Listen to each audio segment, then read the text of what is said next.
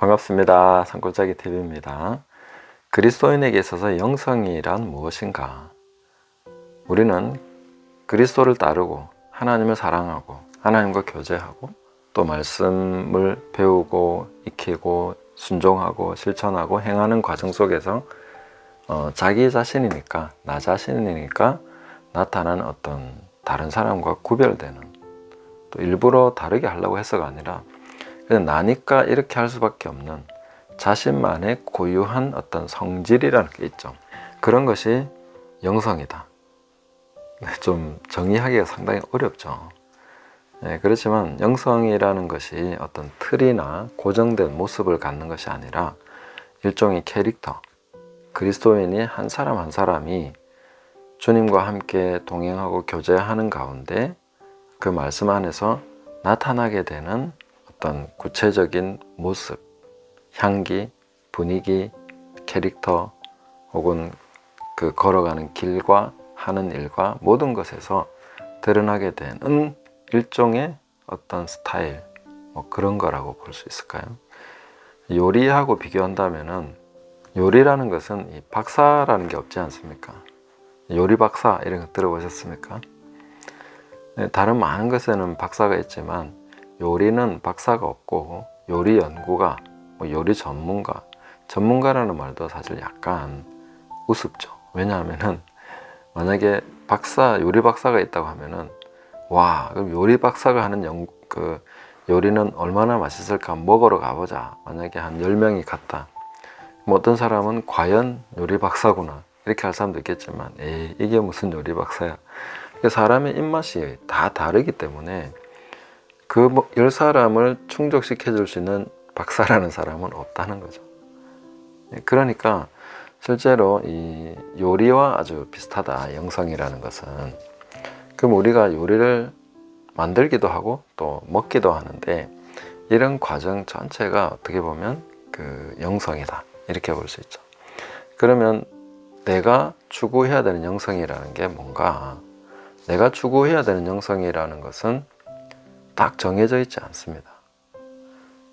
유튜브도 있고 책도 있고 우리가 만날 수 있는 영적 지도자도 있고 그랬는데, 만나고 또 이렇게 배우고 듣고 하다 보면은 뭔가 잘 이렇게 흡수가 되고 나한테 잘 맞는 사람이 있고 안 그런 사람이 있죠. 분명히 좋은 분이기는 한데 나하고는 안 맞아. 그런 사람이 있을 수 있죠. 저도 책들을 읽고 하면서 영향을 많이 받았는데 참 좋다고 대단하다 위대하다 막 이렇게 하시는 분들 책을 읽어보려고 노력했는데 안 읽혀지는 걸 어떡하겠습니까? 정말 안 읽어지는 거예요. 근데 어떤 분의 책은 빨려 들어갑니다. 한번 잡으면 끝까지 막 다 읽게 되고, 그분의 책은 다 골라가지고 또 전부 다 수집해서 읽게 되고 그런 분도 있는 거죠. 그래서 한번 추려봤습니다. 제가 영향받은 책과 또 영향받은 인물 어떤 분들일까? 제가 아버지처럼 정말 신뢰하고 내가 이분처럼 되고 싶다 하는 분은 케네스 해긴 목사님. 케네스 해긴은 정확합니다. 말씀을 굉장히 많은 신학적인 해설이나 이런 걸 하신 분은 아니고 자기가 살아가면서 그 말씀을 실천하고 그것을 가르쳤습니다. 제가 정말 따르고 싶은 모델이 그런 거거든요. 그래서 저는 케네스 해긴 목사님의 모델을 굉장히 좋아하고 또 이분이 가르치는 것은 굉장히 정확하다. 근데 가르침만 받는 것이 아니라 그 가르치는 방식, 그 삶의 어떤 모든 것을 제가 배워야 되겠다, 이런 생각을 하는 분이고, 영성에 있어서 또 어머니와 같은 분이 있다면은 잔느 기용입니다. 제가 그 20대 때 영향을 받은 분 중에는 이제 이 잔느 기용의 책을 통해서 영향을 많이 받았고, 또 잔느 기용과 함께 영성에 있어서 영향받은 분이 리즈 하월즈입니다. 두란노의 책이 나와 있죠. 리즈 하월즈. 이분은 책을 많이 쓰신 분은 아니고 중보기도에 탁월한 분이었고 또 하나님께 아주 귀하게 쓰임받은 분이죠. 그래서 잔느 기용은 어머니처럼 그렇습니다. 그러나 잔느 기용의 영성과 이런 깊이와 탁월함에 대해서 저는 굉장히 많은 부분을 배우고 있지만 이분이 정확하다고 생각하지는 않습니다. 하나님을 사랑하고 또 하나님과 동행하고 있는 부분에서 이분도 본인이 걸어간 길 그 여정 속에서 하나님과 함께 교제한 많은 그런 부분들, 그러니까 영성이 요리와 같다고 했지 않습니까? 자기만의 독특함이 있는 것이죠. 이렇게 해보니까 맛있더라, 이렇게 했는데 이렇게 되더라 하면서 하나님과 동행하면서 자기가 깊이 체험하면서 그런 연단 속에서 배워오는 그런 것들, 배어나는 영성이라 해야 됩니까? 아니면 완전 절여지는 영성이라 해야 됩니까? 이런 것에 대해서 이제 그 잔느기용을 통해서 제가 많은 영향을 받았구나 하는 것을 알게 됐고, 어머니처럼 느껴지더라고요. 근데 어머니의 어떤 그 사랑을 느끼면서 또 아버지의 교훈을 받는 것처럼 제가 양대축이라고 하면 이제 케네스 에긴 목사님과 잔느기용, 또 거기에 이제 리자 홀스까지 이렇게 볼 수 있는데, 성경 연구 방법론이라고 하면은 저는 케이 아더의 영향을 많이 받았습니다. 케이 아더 목사님이 여성분이죠. 남성이 아닙니다. 여성분인데 참 이런 부분에서는 굉장히 탁월하고, 제가 귀납적 성경 연구를 배워가는 과정이 이분의 어떤 방식을 굉장히 많이 배웠고 도움을 많이 받았다, 이렇게 볼 수 있습니다. 그리고 교회의 개혁과 앞으로의 어떤 그 삶의 방향, 사역의 방향, 이런 것은 어때야 될까? 거기는 이제 진 에드워드, 프랭크 바이올라 이런 분들의 영향을 많이 받았죠. 이분들의 방향이 옳다, 이렇게 생각합니다.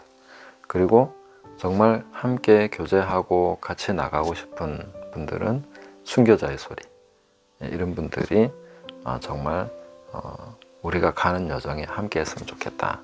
그렇다고 제가 이분들 막 접촉하려고 노력하고 그런 건 아닙니다. 하지만 저는 이 진 에드워드, 프랭크 바이올라 이런 분의 어떤 방향을 따르고 이것이 정말 성경적인 개혁의 방향이 맞다라고 저는 생각을 하는데, 물론 이분들이 완벽하지는 않겠죠. 저도 연구하고 하면서 이제 하게 될 건데,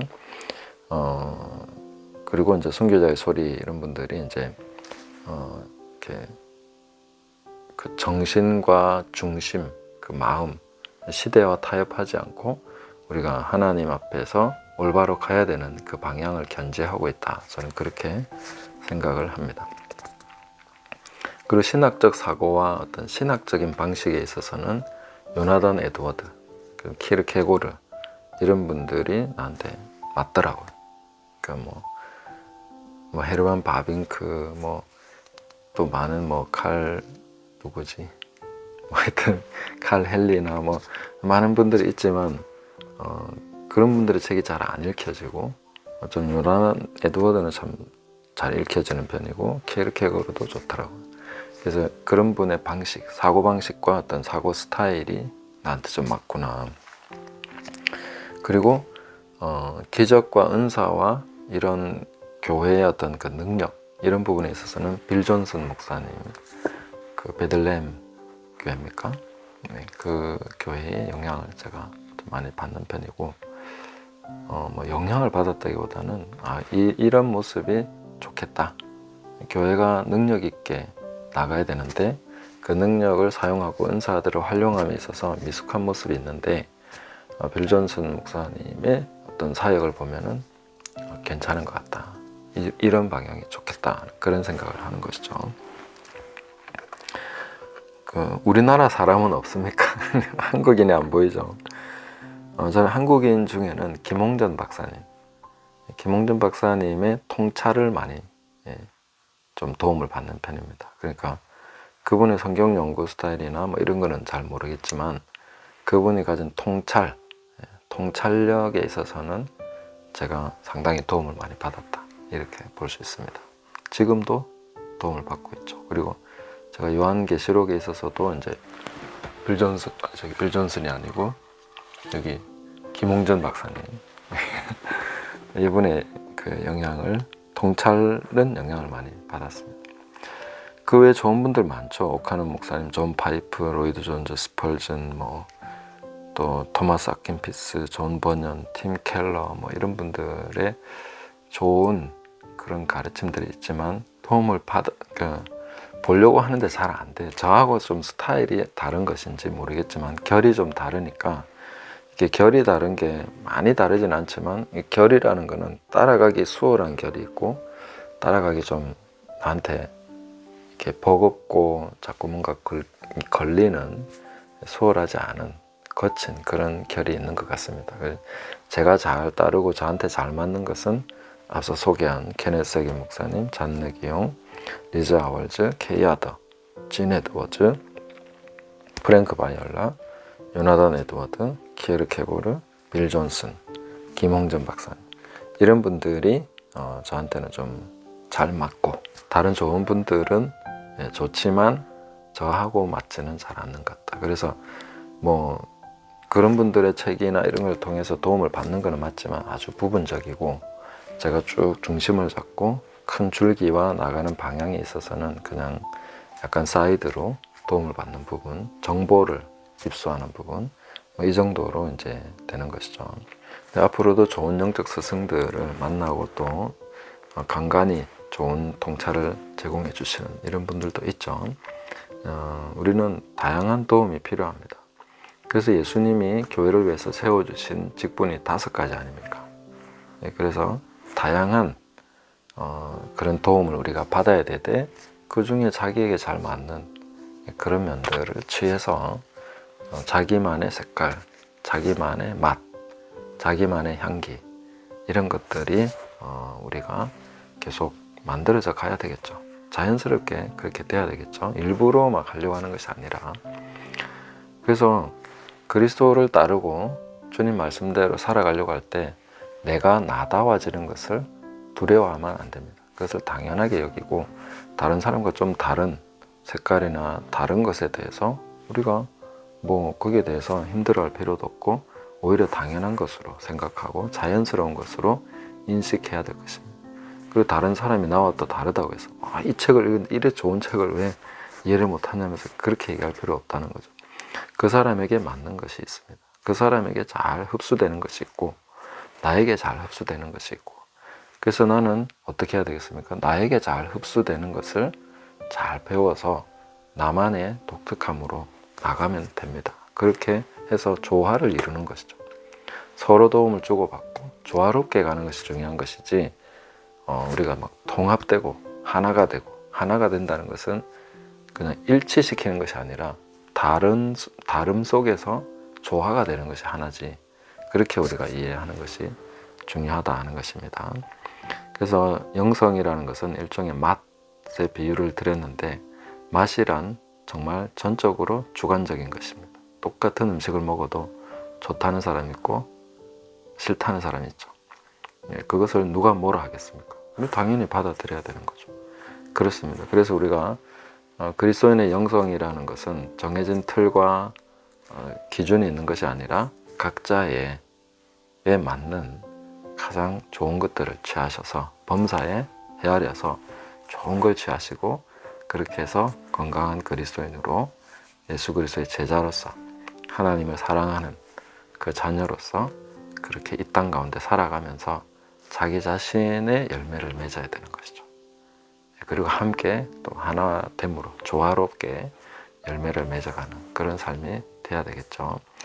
그런 여정을 도와드릴 수 있도록 제가 계속해서 영성에 대해서 말씀을 드리고, 영성이라는 것은 막 추구하는 게 아니라 그냥 주님을 따르다 보면 자연스럽게 드러나고 나타나고 맛이 배어드는 것이라는 것을 좀 이해하시고, 그런 것을 제가 도와드릴 수 있도록 앞으로도 이런 제가 앞으로 쭉 말씀드린 이런 분들, 또 저하고는 좀 안 맞지만 중요하다고 생각되는 분들, 이런 분들은 제가 소개하면서 또 필요한 부분들을 흡수하실 수 있도록 도와드리겠습니다.